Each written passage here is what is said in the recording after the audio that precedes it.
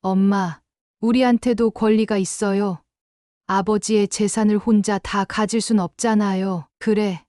내 말이 맞다. 너희에게도 권리가 있지. 하지만 그건 부모를 버리고 11년간 연락 한 번 없었던 자식들의 권리가 아니란다. 이 날카로운 대화는 제 인생에서 가장 고통스러운 순간의 시작이었습니다. 안녕하세요. 저는 정순이입니다. 78세 나이에 제가 겪은 이 가슴 아픈 이야기를 여러분과 나누고자 합니다. 자식들과의 갈등, 그들의 배신, 그리고 제가 내린 어쩌면 가장 용기 있는 결정에 대해 말씀드리겠습니다. 이 이야기를 통해 우리는 가족 간의 신뢰와 사랑, 그리고 재산을 둘러싼 갈등이 어떻게 우리의 삶을 뒤흔들 수 있는지 함께 생각해 보았으면 합니다. 강남의 한 아파트.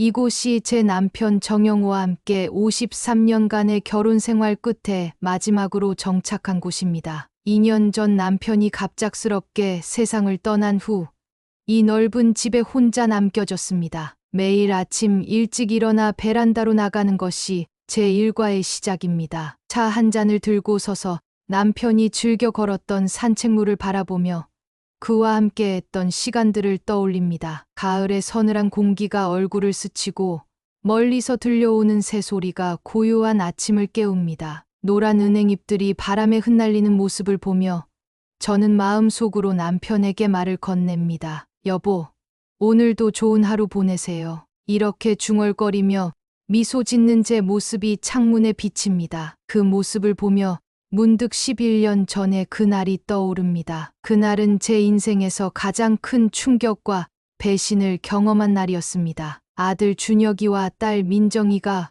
거액의 빚을 남기고 사라진 그날. 그 기억은 아직도 제 가슴을 아프게 합니다. 두 아이를 키우며 겪었던 수많은 기쁨과 고난의 순간들이 주마등처럼 스쳐 지나갑니다. 그들의 첫걸음마, 학교 입학식, 대학 졸업식, 그리고 그 모든 것이 한순간에 무너져 내린 그날, 남편과 저는 그날 이후로 모든 것을 잃고 다시 시작해야 했습니다. 우리가 평생 모은 재산을 모두 팔아 자식들의 빚을 갚았고, 그 과정에서 우리의 꿈과 희망도 함께 무너져 내렸습니다. 하지만 우리는 서로를 의지하며 다시 일어설 수 있었습니다. 그 시간들이 얼마나 고통스러웠는지 지금도 생각하면 가슴이 아픕니다. 아파트 단지를 천천히 걸으며 이웃들과 마주치는 순간이 하루 중 가장 기다려지는 시간입니다. 특히 박할머니와 김할머니는 제게 특별한 존재입니다. 그들은 제가 혼자 지내는 동안 든든한 버팀목이 되어 주었습니다. 순이야, 오늘도 일찍 나왔구나. 잠은 좀 잤어? 박할머니의 따뜻한 목소리에 저는 고개를 끄덕입니다. 그녀의 관심 어린 눈빛에서 진심 어린 걱정이 느껴집니다. 박할머니는 제가 힘들 때마다 항상 곁에 있어 주었습니다. 때로는 따뜻한 국물 한 그릇을 들고 찾아와 저를 위로해 주기도 했죠. 네, 박 언니. 그래도 어제보단 좀 나아요. 요즘은 약 덕분인지 좀 더 편하게 잠들 수 있어요. 다행이구나. 오늘 저녁에 우리 집에서 같이 밥 먹자. 김 씨도 올 거야. 내가 좋아하는 된장찌개 끓여줄게. 박할머니의 제안에 저는 미소 짓습니다. 이런 소소한 만남이 제 삶의 활력소가 되어주고 있습니다. 혼자 살면서 느끼는 외로움과 공허함을 이웃들과의 따뜻한 교류가 채워주고 있는 것 같아 감사한 마음이 듭니다. 그날 저녁, 박할머니 집에서 세 사람이 모여 앉아 이야기를 나눕니다. 따뜻한 된장찌개 냄새가 집 안을 가득 채우고 우리는 서로의 안부를 물으며 웃음꽃을 피웁니다. 이런 순간들이 제게는 가장 행복한 시간입니다. 자식들과의 갈등으로 인한 상처를 잠시나마 잊을 수 있게 해주는 소중한 시간이죠. 순이야, 너 요즘 표정이 많이 밝아졌어. 좋아 보인다. 김할머니의 말에 저는 가슴이 따뜻해집니다. 이웃들의 따뜻한 관심이 저를 지탱해주고 있다는 걸 새삼 느낍니다. 그들과 함께 있으면 잠시나마 과거의 아픔을 잊을 수 있습니다. 하지만 동시에 제 자식들과도 이렇게 편안한 시간을 보낼 수 있었다면 얼마나 좋았을까 하는 아쉬움도 듭니다. 하지만 밤이 되면 여전히 과거의 기억들이 저를 찾아옵니다. 11년 전 준혁이와 민정이가 큰 빚을 지고 사라졌던 그날의 기억이 생생합니다. 그날의 상황이 마치 어제 일처럼 선명하게 떠오릅니다. 엄마, 아빠, 우리가 잠깐 어려워서 그래요. 곧 갚을게요. 제발 도와주세요. 준혁이의 간절한 목소리가 귓가에 맴돕니다. 그때 우리는 아들의 말을 믿었습니다. 자식을 위해서라면 무엇이든 할 수 있다는 부모의 마음으로 우리는 모든 것을 팔아 아이들의 빚을 갚았습니다. 집도 팔고 퇴직금도 모두 털어넣었죠. 하지만 그 후 아이들은 연락 한 번 없이 사라져 버렸습니다. 그날 이후 우리의 삶은 완전히 바뀌었습니다. 남편과 저는 모든 걸 잃고 다시 시작해야 했습니다. 힘들었지만 서로를 의지하며 하루하루 버텼습니다. 밤늦게까지 일하고 허리가 끊어질 것 같은 고통 속에서도 서로를 위로하며 살았죠. 그렇게 우리는 다시 이 아파트를 장만할 수 있었습니다. 그래도 자식들이 돌아오면 좋겠다. 이런 생각이 들다가도 곧바로 현실을 직시하게 됩니다. 이제 와서 돌아와도 달라질 건 없겠지. 이런 생각들 사이에서 갈등하는 제 모습을 보면 한숨만 나옵니다. 하지만 이제는 그런 생각보다는 현재에 집중하려고 노력하고 있습니다. 남편이 남긴 이 보금자리를 지키며 평화로운 노후를 보내는 것, 그것이 제가 할 수 있는 최선이라고 생각합니다. 때로는 자식들의 모습을 그리워하기도 합니다. 어릴 적 해맑게 웃던 그들의 모습, 학창 시절 열심히 공부하던 모습, 그리고 성인이 되어 자신의 길을 찾아가던 모습, 그 모든 기억들이 제 마음 한켠에 아직도 남아 있습니다. 하지만 그 기억들과 함께 배신의 아픔도 함께 떠오르니 제 마음은 더욱 복잡해집니다. 평화로운 일상이 계속되던 어느 날 갑자기 초인종이 울렸습니다. 시계를 보니 오후 3시. 이 시간에 누가 왔을까 의아해하며 문을 열었죠. 누구세요? 문을 열자마자 저는 그 자리에서 얼어붙고 말았습니다. 11년 만에 준혁이와 민정이가 제 앞에 서 있었거든요. 순간 온갖 감정이 밀려왔습니다. 반가움, 그리움, 그리고 두려움. 아이들의 모습은 많이 변해 있었습니다. 준혁이는 머리가 많이 빠져 있었고 민정이는 피곤해 보이는 얼굴이었죠. 그들의 눈빛에서 무언가 불안한 기색이 느껴졌습니다. 11년이라는 세월이 그들에게도 쉽지 않았음을 짐작할 수 있었습니다. 엄마, 준혁이의 목소리가 떨렸습니다. 민정이는 고개를 숙인 채 아무 말도 하지 않았죠. 그 순간 저는 복잡한 감정에 휩싸였습니다. 한편으로는 그리웠던 자식들을 다시 볼 수 있어 기뻤지만 다른 한편으로는 그들이 왜 갑자기 나타났는지에 대한 의구심이 들었습니다. 준혁아, 민정아, 너희가 어떻게? 말문이 막혔습니다. 그동안 얼마나 보고 싶었는지, 얼마나 걱정했는지 말하고 싶었지만 목구멍까지 차오른 말들이 나오지 않았습니다. 11년이라는 시간 동안 쌓인 그리움과 원망, 슬픔이 한꺼번에 밀려와 가슴이 아팠습니다. 잠시 어색한 침묵이 흘렀습니다. 그때 준혁이가 입을 열었습니다. 엄마, 아버지가 남기신 재산, 우리한테도 권리가 있잖아요. 순간 제 귀를 의심했습니다. 11년 만에 나타나서 하는 첫 마디가 재산 얘기라니요. 가슴이 철렁 내려앉았습니다. 그동안 그리워하고 걱정했던 마음이 순식간에 무너져 내렸습니다. 자식들의 모습에서 과거의 따뜻함은 찾아볼 수 없었고 오직 계산된 욕심만이 보였습니다. 그래요, 엄마. 혼자 다 가지면 너무하잖아요. 민정이까지 거들었습니다. 저는 할 말을 잃었습니다. 분노, 실망, 배신감, 복잡한 감정들이 한꺼번에 밀려왔습니다. 제 자식들이 이렇게 변해버렸다는 사실에 가슴이 찢어지는 듯했습니다. 11년 동안 연락 한 번 없다가 이제 와서 돈 얘기냐? 너희가 어떻게 그럴 수가 있니? 목소리가 떨렸습니다. 아이들의 차가운 눈빛을 보며 저는 가슴이 찢어지는 것 같았습니다. 그들의 눈에서 과거의 따뜻함은 찾아볼 수 없었고 오직 욕심과 계산된 눈빛만이 보였습니다. 순간 지나간 시간들이 주마등처럼 스쳐 지나갔습니다. 아이들을 키우며 겪었던 힘든 시간들, 그들을 위해 희생했던 순간들, 그 모든 것이 헛되었다는 생각에 눈물이 났습니다. 그날 이후로 우리 집은 전쟁터가 됐습니다. 아이들은 매일 찾아와 상속 문제를 들먹였죠. 법적인 용어들을 늘어놓으며 자신들의 권리를 주장했습니다. 엄마, 우리도 법적으로 권리가 있어요. 변호사님이 그러시던데. 준혁이의 말에 저는 고개를 저었습니다. 법, 권리. 그런 차가운 단어들이 우리 가족 사이에 오가는 것이 너무나 비현실적으로 느껴졌습니다. 너희가 남긴 빚을 갚느라 우리가 얼마나 고생했는지 알기나 하니? 목소리가 높아졌습니다. 그 순간 떠오르는 기억들, 밤늦게까지 일하던 남편의 모습, 허리 통증을 참으며 청소 일을 하던 제 모습, 그리고 그 모든 것을 견디며 우리가 다시 일어설 수 있었던 그 시간들. 하지만 아이들은 아랑곳하지 않았습니다. 그건 지난 일이에요.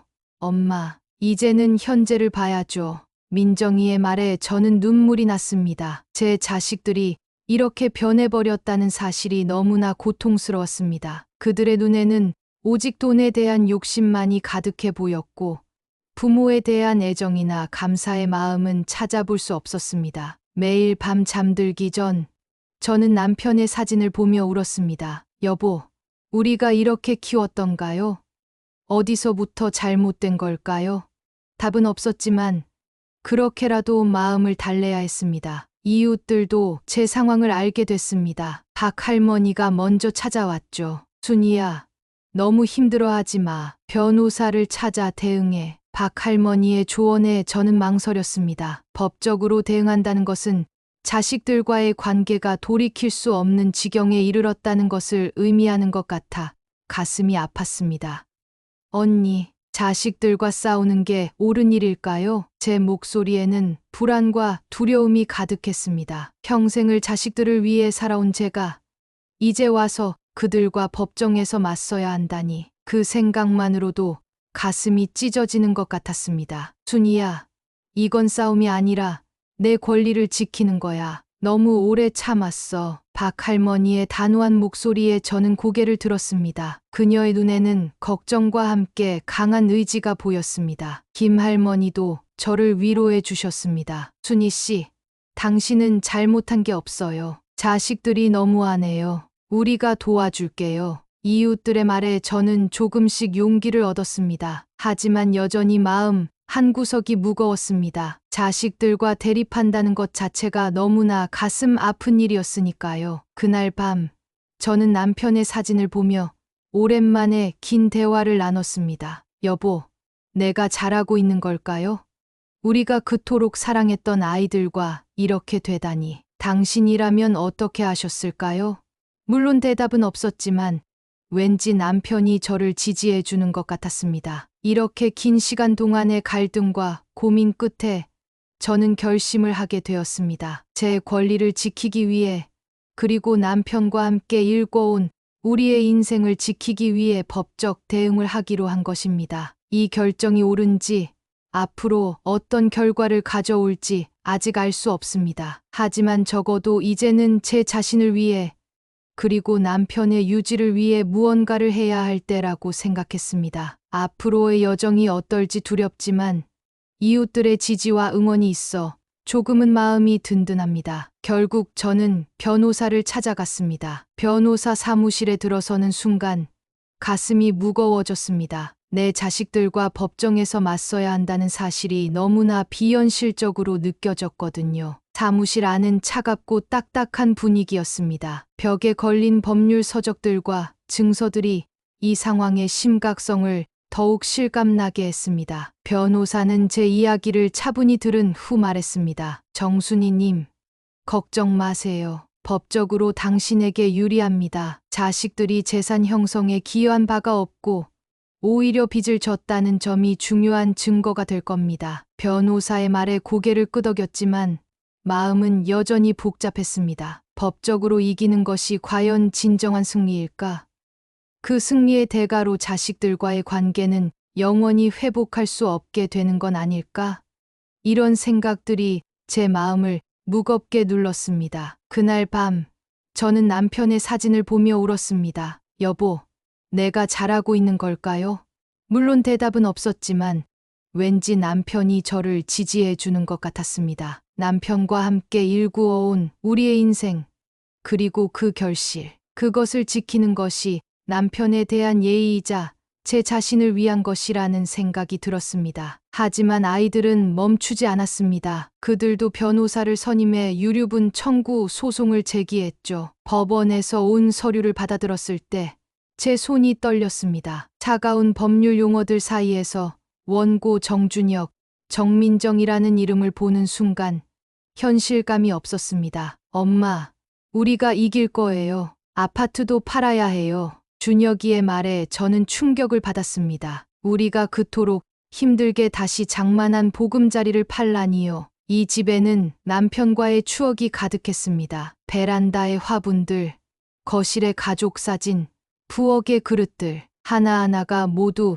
우리의 인생이 담긴 소중한 것들이었습니다. 그래, 엄마, 예금이랑 보험 내역도 다 내놔요. 민정이의 요구에 저는 정신적 충격을 받아 약물에 의존하게 됐습니다. 밤에는 악몽에 시달리고 낮에는 불안에 떨었죠. 한때 제게 가장 소중했던 존재들이 이제는 제 삶을 위협하는 존재가 되어버렸다는 사실이 너무나 고통스러웠습니다. 이 과정에서 저는 점점 건강이 악화되었습니다. 식사도 제대로 하지 못하고 잠도 잘 자지 못했죠. 거울 속 제 모습은 날이 갈수록 초췌해져 갔습니다. 한때 밝고 건강하던 제 모습은 어디로 갔는지 이웃들이 걱정스러운 눈빛으로 저를 바라보았습니다. 특히 박 할머니의 걱정이 컸습니다. 순이야, 너 얼굴색이 너무 안 좋아. 병원에 가보는 게 어때? 박 할머니의 말에 저는 고개를 저었습니다. 병원은 제게 또 다른 부담이 될 뿐이었습니다. 괜찮아요, 언니. 그냥 좀 피곤할 뿐이에요. 하지만 실제로는 너무나 힘들었습니다. 자식들과의 갈등, 법적 소송, 그리고 끊임없는 스트레스가 저를 갉아먹고 있었죠. 밤마다 악몽에 시달렸고 때로는 현실과 꿈의 경계가 모호해지기도 했습니다. 그럴 때마다 저는 남편의 사진을 꺼내 보곤 했습니다. 여보, 우리가 이렇게 될 줄 알았나요? 아이들을 어떻게 키웠길래? 눈물이 말을 새 없이 흘렀습니다. 상황은 점점 더 악화되어 갔습니다. 어느 날 준혁이가 부동산 중개사를 데리고 왔습니다. 그들이 현관문을 열고 들어오는 순간 저는 가슴이 철렁 내려앉았습니다. 엄마, 이분이 아파트 매각을 도와주실 거예요. 빨리 팔아야 해요. 준혁이의 말에 저는 그 자리에서 쓰러질 것 같았습니다. 이 집은 단순한 부동산이 아니었습니다. 남편과 함께 일구어온 우리의 인생이 고스란히 담긴 보금자리였습니다. 벽지 하나, 가구 하나에도 우리의 추억이 깃들어 있었죠. 민정이는 은행 통장을 요구했고 준혁이는 보험 증서를 찾아 나섰습니다. 그들의 눈빛은 차갑고 계산적이었습니다. 제가 키운 자식들이 만나 의심이 들 정도였습니다. 엄마가 정신적으로 문제가 있는 것 같아요. 후견인 지정이 필요할 것 같아요. 준혁이의 말에 저는 충격을 받았습니다. 제 자식들이 저를 정신 이상자 취급하며 재산을 빼앗으려 한다니. 이건 정말 악몽 같았습니다. 그 순간 저는 모든 것이 무너져 내리는 것 같았습니다. 세상이 빙글빙글 도는 것 같았고 숨이 막혀왔습니다. 이러지 마. 제발, 우리가 얼마나 힘들게 이 모든 걸 일구었는지 알잖아. 제 간절한 호소에도 아이들의 표정은 변하지 않았습니다. 그들의 눈에는 오직 돈에 대한 욕심만이 가득했습니다. 이웃들이 제 상황을 알고는 적극적으로 나서 주셨습니다. 박 할머니와 김 할머니가 저를 도와 변호사를 소개해 주셨고, 과거 남편이 남긴 빚 상환 기록을 찾아내는데도 도움을 주셨죠. 순이야, 이 서류들 봐. 너희 남편이 얼마나 꼼꼼하게 기록했는지 몰라. 박 할머니가 찾아낸 남편의 장부를 보며 저는 눈물이 났습니다. 우리 부부가 얼마나 힘들게 살아왔는지 그 흔적들이 고스란히 담겨 있었거든요. 빚을 갚기 위해 밤낮 없이 일했던 날들, 허리가 끊어질 것 같은 고통을 참으며 청소 일을 했던 시간들, 그 모든 것이 이 장부에 기록되어 있었습니다. 이거면 충분할 거야, 순이야. 내 자식들이 얼마나 무책임했는지 법원에서도 알게 될 거야. 김할머니의 말에 저는 용기를 얻었습니다. 이제는 제 권리를 지켜야 한다는 생각이 들었습니다. 남편과 함께 읽어온 우리의 인생, 그리고 그 결실, 그것을 지키는 것이 남편에 대한 예의이자 제 자신을 위한 것이라는 확신이 들었습니다. 그날 밤, 저는 오랜만에 편안한 잠을 잤습니다. 꿈에서 남편을 만났습니다. 남편은 따뜻한 미소로 저를 바라보며 말했습니다. 여보, 잘하고 있어요. 우리가 함께 읽어온 것들을 지켜내세요. 그 말에 저는 눈물을 흘리며 고개를 끄덕였습니다. 드디어 재판날이 왔습니다. 법정에 들어서는 순간 가슴이 쿵쾅거렸습니다. 자식들과 마주 앉아 법정에서 다투게 될 줄은 꿈에도 몰랐죠. 법정 안의 차가운 공기가 저를 더욱 긴장시켰습니다. 준혁이와 민정이는 당당한 표정으로 앉아 있었습니다. 그들의 눈에서는 승리에 대한 확신이 보였습니다. 반면 저는 떨리는 손을 감추려 했으며 자리에 앉았습니다. 재판장님이 입장하시고 곧 재판이 시작되었습니다. 그들의 변호사가 먼저 입을 열었습니다. 존경하는 재판장님, 원고들에게는 분명한 유류분 청구권이 있습니다. 피고인의 모든 재산이 대상이 되어야 합니다. 그 말을 들으며 저는 가슴이 아팠습니다. 우리 부부가 평생 일구어온 재산을 한 번도 기여한 적 없는 자식들이 가져가려 한다니요. 그들이 우리에게 남긴 빚과 고통은 어디로 간 걸까요? 하지만 우리 변호사님이 강력하게 반박했습니다. 재판장님, 원고들은 피고인 정순희 씨와 고인이 된 정영호 씨의 재산 형성에 전혀 기여한 바가 없습니다. 오히려 11년 전 거액의 빚을 남기고 잠적했죠. 피고인 부부는 그 빚을 갚느라 모든 것을 잃을 뻔했습니다. 변호사님은 남편의 장부와 은행 거래 내역을 증거로 제출했습니다. 그 순간 준혁이와 민정이의 표정이 굳어지는 걸 볼 수 있었죠. 그들의 얼굴에서 처음으로 불안감이 느껴졌습니다. 법정 안은 숙연해졌습니다. 판사님은 꼼꼼히 서류들을 살펴보셨고 때로는 고개를 끄덕이기도 하셨습니다. 그 모습을 보며 저는 작은 희망을 느꼈습니다. 재판이 진행되면서 과거의 진실들이 하나둘 밝혀졌습니다. 우리 부부가 얼마나 힘들게 살아왔는지, 자식들의 빚을 갚느라 어떤 고생을 했는지가 모두 드러났죠. 정순희 씨와 그의 남편은 자식들의 빚을 갚기 위해 퇴직금과 집까지 팔았습니다. 그리고 다시 바닥부터 시작해 현재의 재산을 모았습니다. 이것이 과연 유류분 청구의 대상이 될 수 있겠습니까? 변호사님의 말에 법정 안이 숙연해졌습니다. 준혁이와 민정이는 고개를 숙인 채 아무 말도 하지 못했죠. 그들의 얼굴에서 처음으로 죄책감이 느껴졌습니다. 저는 그 모습을 보며 복잡한 감정에 휩싸였습니다. 한편으로는 그들이 잘못을 깨닫기를 바랐지만 다른 한편으로는 여전히 그들을 사랑하는 어머니로서의 마음도 있었습니다. 긴 심리 끝에 판사님이 입을 열었습니다. 원고들의 재산 형성 기여가 전혀 없으며 오히려 피고인 부부의 희생이 있었음이 인정됩니다. 이런 상황에서 유류분을 청구하는 것은 권리 남용으로 판단됩니다. 판사님의 말씀에 저는 안도의 한숨을 내쉬었습니다. 동시에 자식들과의 관계가 이렇게 끝나버렸다는 사실에 가슴이 아팠죠. 준혁이와 민정이는 충격받은 표정으로 서로를 바라보았습니다. 재판이 끝나고 법정을 나서는 순간 준혁이와 민정이가 다가왔습니다. 엄마가 어떻게 이럴 수 있어요? 우리는 가족이잖아요. 준혁이가 소리쳤습니다. 저는 고개를 들어 그들을 바라보았죠. 너희가 어떻게 이럴 수 있냐고 묻고 싶구나. 내가 너희 빚까지 갚으며 희생했는데 너희는 그걸 잊었구나. 제 말에 아이들은 아무 말 없이 돌아섰습니다. 그 뒷모습을 보며 저는 눈물을 흘렸죠. 승리했지만 가슴 한구석이 무너져 내리는 것 같았습니다. 이제 저는 혼자입니다. 하지만 더 이상 외롭지 않습니다. 이웃들과 더 많은 시간을 보내며 소소한 행복을 찾고 있습니다. 순이야, 오늘 화투 한 판 어때? 박 할머니의 제안에 저는 미소 지었습니다. 좋아요, 언니. 제가 이길 거예요. 매일 남편이 가꿨던 화분에 물을 주며 저는 생각합니다. 언젠가 자식들이 진심 어린 마음으로 돌아오길 바라면서요. 돈은 가족을 갈라놓을 수 있지만 사랑은 그 어떤 것도 살 수 없다. 이 교훈을 가슴에 새기며 저는 오늘도 살아갑니다. 비록 쓰라린 경험이었지만 이를 통해 저는 더 강해졌고 진정한 가치가 무엇인지 깨달았습니다. 여러분은 제 선택에 대해 어떻게 생각하시나요? 자식들과의 관계를 포기하면서까지 재산을 지키는 게 옳았을까요? 아니면 다른 방법이 있었을까요? 여러분이라면 어떻게 하셨을지 여러분의 소중한 의견을 꼭 들려주세요. 여러분의 조언이 저와 비슷한 상황에 처한 다른 분들에게 큰 도움이 될 수 있을 거예요. 감사합니다.